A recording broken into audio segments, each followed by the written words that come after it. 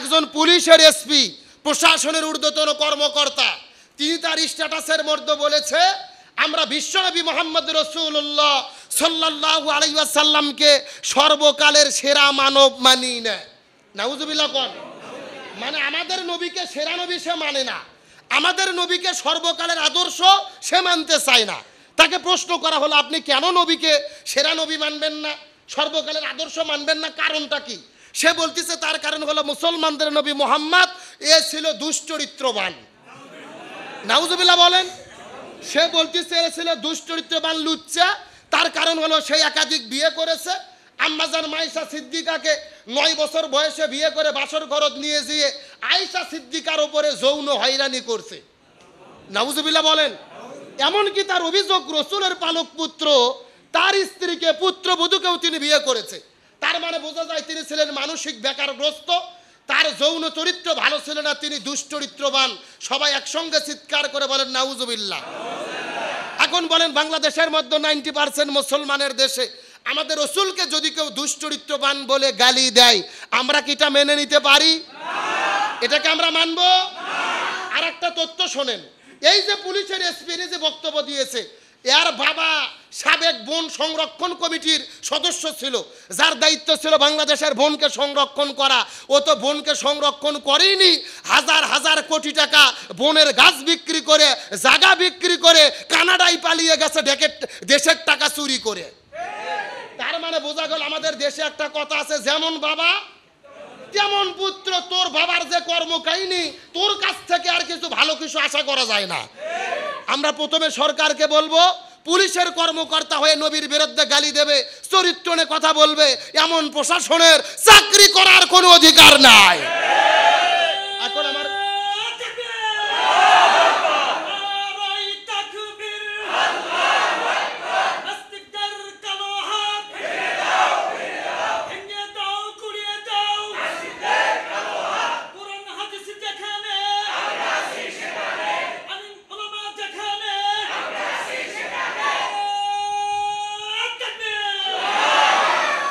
শোনেন সবাই, যেহেতু শেষ আমি একটা জবাব দেই। তার অভিযোগ যে তিনি আয়েশা সিদ্দিকা রাদিয়াল্লাহু তাআলা নাকে বিয়ে করেছেন 6 বছরে, আর 9 বছর বয়সে তাকে নিয়ে যে বাসর ঘরে যৌন নির্যাতন করেছে। যেহেতু এখানে অসংখ্য ওলামাই কিরাম রয়েছেন, আলেমদেরও জানা উচিত, আমার নবী যে আয়েশা সিদ্দিকাকে বিয়ে করে 9 বছর বয়সে বাসর ঘরে নিয়ে গেছে, আপনাদের দৃষ্টিতে কি মনে হয়, এটা কি রসুল অপরাধ করছে, অন্যায় করছে? রসুল যেটা অপরাধ অন্যায় করে নাই, তার 5টা যুক্তি। জোরে বলেন কয়টা? শুধু আপনারা না, আলেমদেরও জানা দরকার, এদের জবাবটা দাঁত ভাঙা দিতে হবে। প্রথম নম্বর জবাব হলো, আমার নবী আয়েশা সিদ্দিকাকে বিয়ে করে অন্যায় করেনি। তার কারণ হলো রসুলের সবচাইতে বড় শত্রু আবু জেহেল, উতবা, সাইবা, উলিদ বিন মুগিরা রসুলের সব কিছুর বিরোধিতা করেছে। কিন্তু রসুল যে আয়েশা সিদ্দিকাকে বিয়ে করেছে, আপনারা কি কোনো প্রমাণ দেখাতে পারবেন আবু জেহেল, উতবা, সাইবা, উলিদ বিন মুগিরা আয়েশা সিদ্দিকাকে বিয়ে করার কোনো বিরোধিতা তারা করেছে? নাই, এরকম কোনো প্রমাণ নাই। তার মানে বোঝা গেল রসুলের শত্রুরা যেহেতু এই বিয়ের বিরোধিতা করেনি, তার মানে বোঝা যায় ওই আমুলে, ওই যুগে, ওই জামানায় ছেলে বড় হলে, মেয়ে ছোট হলে বয়সের যেই যে ডিফারেন্স, এই ডিফারেন্সে বিয়ে করা ওই যুগে অবৈধ ছিল না, বরং ওই যুগে এটা বৈধ আইন ছিল। মানে ওই যুগে এটা আইন শিখত ছিল, ওই যুগে এটা যৌক্তিক ছিল। যদি আমার নবী যৌক্তিকতার বিরুদ্ধে কাজ করতো, আরে তুমি তো নাস্তিক দূরের কথা, এর প্রথম বিরোধিতা করতে আবু জেহেল।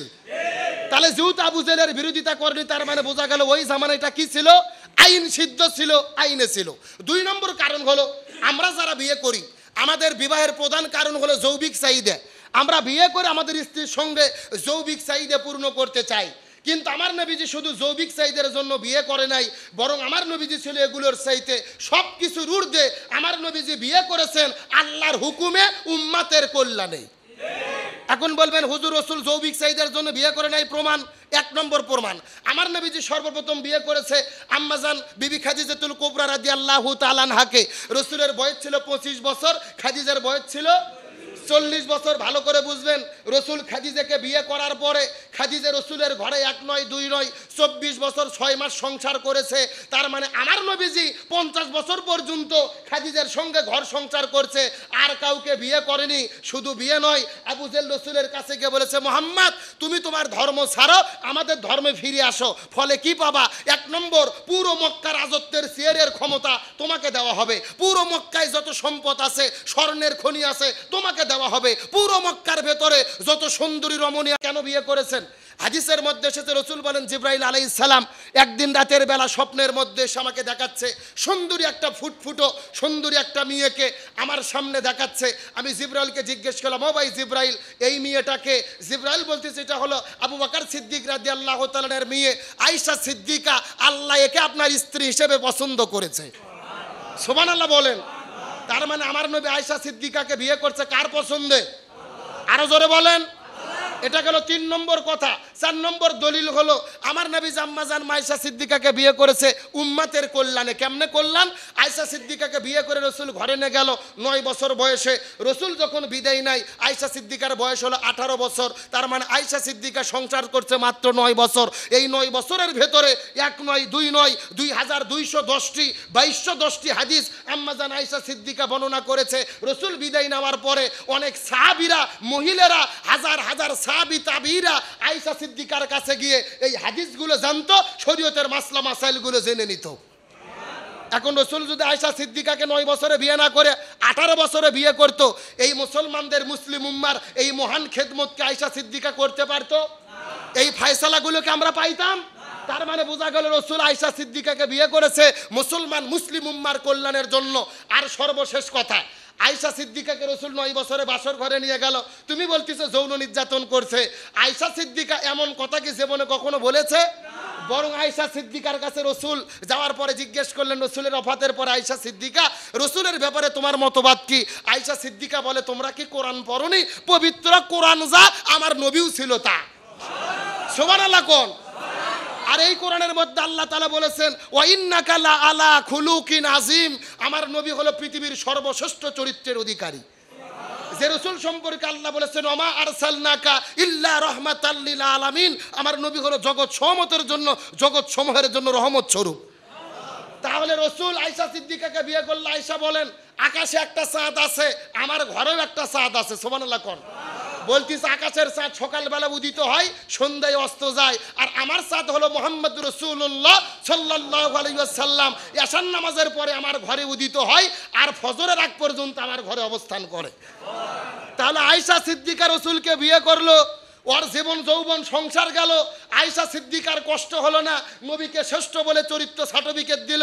আর 1400 বছর পরে আয়েশার পক্ষ হয়ে তোমরা কথা বলো, তোমাদের চুলকানি শুরু হয়। তার মানে বোঝা যায় তোমরা আয়েশা সিদ্দিকার পক্ষে নয়, বরং আমার নবীজির চরিত্রের বিরোধিতা করতে চাও। তার মানে বোঝা যারা ইসলামের বন্ধুরা, ইসলামের কি? আর তুমি ইসলামের কি? সর্বশেষ কথা, আল্লাহর কোরআন বলেছেন, লাকাদ কানা লাকুম ফি রাসূলিল্লাহি উসওয়াতুন হাসানা, আমার নবী হলো সবার জন্য আদর্শ। তাহলে একটা বৃদ্ধ মানুষ যদি কম বয়সী মেয়েকে বিয়ে করে, বিয়ে করার পরে তার সাথে ব্যবহার কেমন হবে, আচার কেমন হবে, ঘর সংসার কেমন হবে? নবী যদি কম বয়সী মেয়েকে বিয়ে না করতো, আজকে বুড়ো মানুষ যারা কম বয়সী মেয়েদের বিয়ে করতেছে, এই আদর্শ কি নবীর মধ্যে পাইতো? এখন পাইতো? তার মানে বোঝা গেল রসুলের জীবনের শ্রেষ্ঠ আদর্শ প্রমাণ করার জন্য আমার আল্লাহর হুকুমে রসুল বিয়ে করেছে। তাহলে শেষ কথা, আজকের আলোচনার শেষ কথা, আমার নবী যে আয়েশা সিদ্দিকাকে বিয়ে করেছে, এটা যৌক্তিক ছিল, এটা কোনো অপরাধ ছিল না। এই বাংলাদেশে যা রসুলের বিরোধিতা করে, রসুলের চরিত্রের বিরুদ্ধে কথা বলে, সরকারকে বলবো অনতি বিলম্বে এদের গ্রেফতার করে শাস্তির আওতায় আনতে হবে। কারা কারা দুটো হাত আল্লাহকে ধরে দেখান, লিল্লাহি তাকবীর।